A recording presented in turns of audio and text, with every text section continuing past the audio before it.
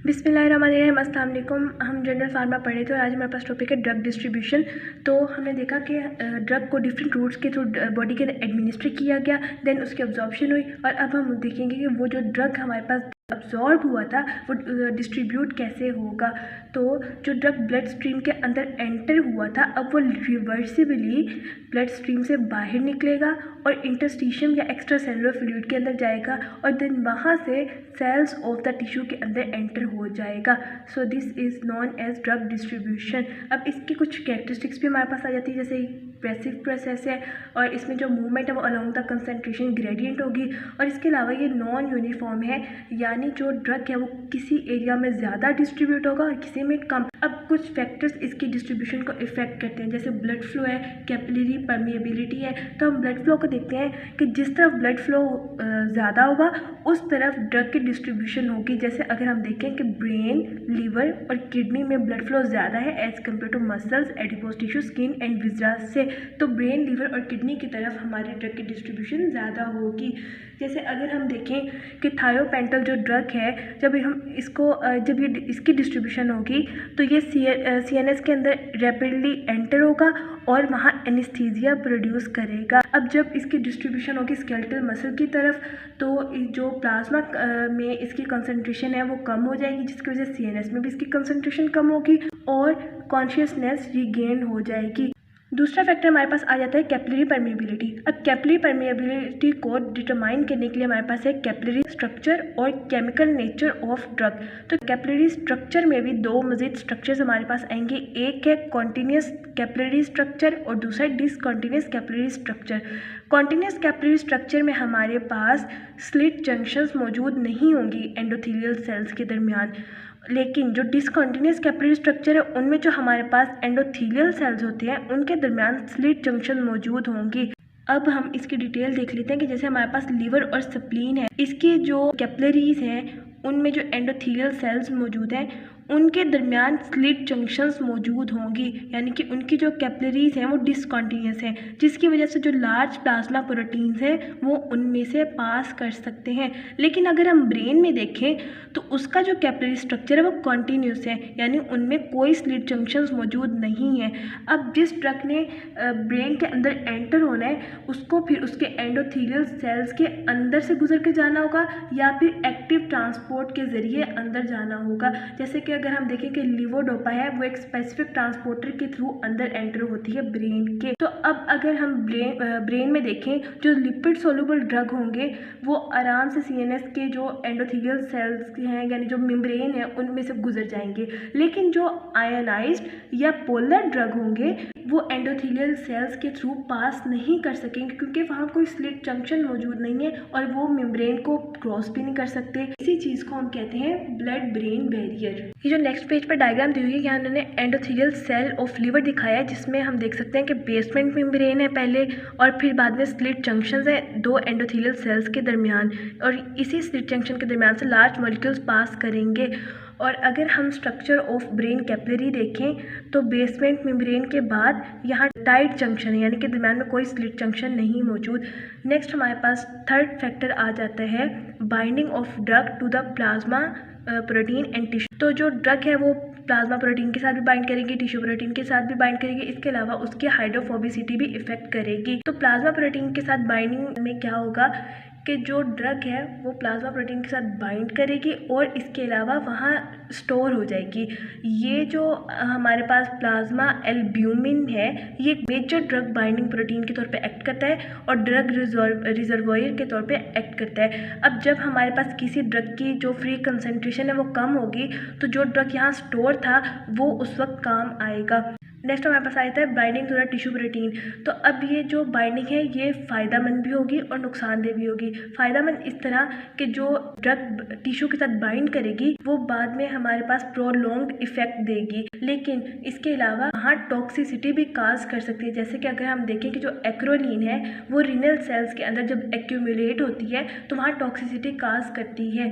Next हमारे पास आ जाती है हाइड्रोफोबिसिटी। तो जो ड्रग हाइड्रोफोबिक हैं वो तो बायोलॉजिकल मेम्ब्रेन से पास कर जाएंगे, लेकिन जो हाइड्रोफिलिक हैं वो सेल मेम्ब्रेन से पास नहीं कर सकते।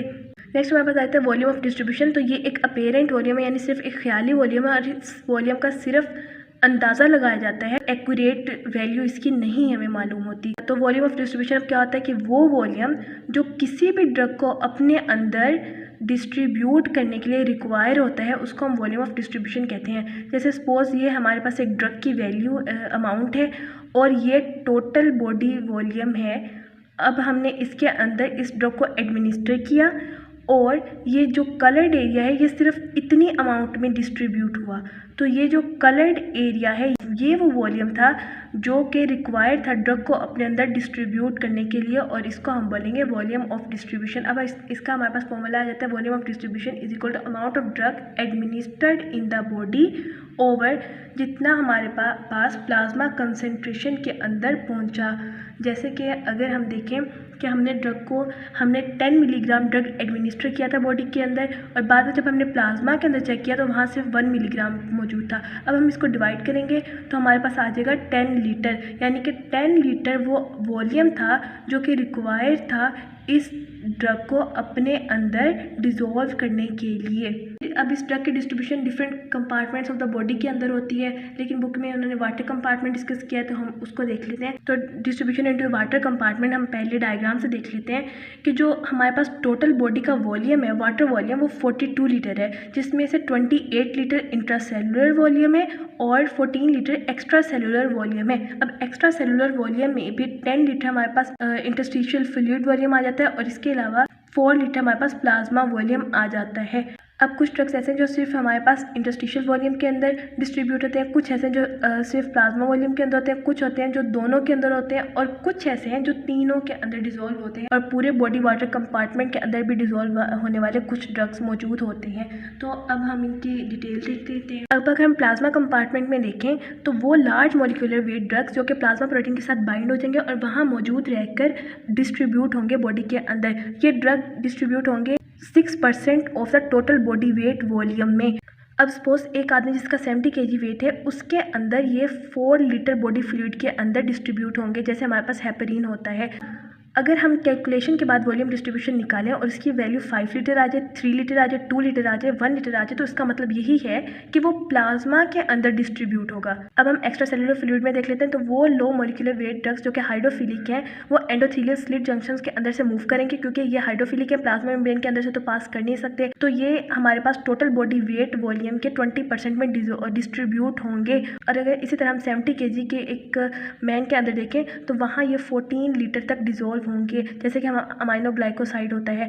अब कोई भी ड्रग जिसकी कैलकुलेशन के बाद वैल्यू हमारे पास 15 लीटर आए, 10 लीटर आए या 14 लीटर आए, तो उसका मतलब है कि वो एक्स्ट्रा सेलुलर फ्लूइड के अंदर भी डिजोल्व होगा, इसके अलावा प्लाज्मा फ्लूइड के अंदर भी डिजोल्व होगा। तो इसके अलावा हम अगर टोटल बॉडी वाटर के अंदर ड्रग्स को देखें कि कौन कौन से डिजोल्व होते हैं, तो वो ड्रग्स जो कि लो मॉलिक्यूलर वेट होते हैं, इसके अलावा हाइड्रोफोबिक भी होते हैं, यानी एक तो स्लिट जंक्शंस के अंदर से भी मूव कर जाएंगे, दूसरा हाइड्रोफोबिक है, प्लाज्मा मेम्ब्रेन के अंदर से भी मूव कर सकते हैं। तो ये ड्रग टोटल बॉडी वेट के वॉल्यूम में 60% तक डिजोल्व होते हैं।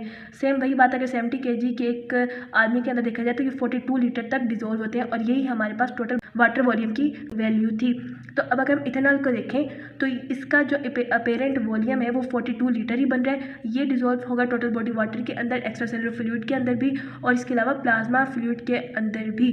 तो वो ड्रग्स जिनकी वैल्यू हमारे पास 40 लीटर 30 लीटर आ जाएगी, तो इसका मतलब है कि वो इन सब में डिस्ट्रीब्यूट होंगे। अब हमारे पास जो टोटल बॉडी वॉल्यूम है वो तो 42 लीटर है, लेकिन कुछ ड्रग्स ऐसे हैं जिनके कैलकुलेशन के बाद 42 लीटर से भी ज़्यादा वैल्यू आती है। तो ये इसी चीज़ को शो कर रहा है कि ये वॉल्यूम जस्ट एक अपेरेंट वॉल्यूम है, ये एक एक्यूरेट वॉल्यूम हमारे पास नहीं है। अब अगर हम वॉल्यूम ऑफ डिस्ट्रीब्यूशन का ड्रग की हाफ लाइफ पर इफेक्ट देखें तो जैसे वॉल्यूम ऑफ डिस्ट्रीब्यूशन ज़्यादा होगा तो हाफ लाइफ भी ज़्यादा होगी, और ड्रग की जो फ्रीक्वेंसी है वो कम कर दी जाएगी। जब वॉल्यूम ज़्यादा होगा तो हाफ लाइफ क्यों ज़्यादा होगी?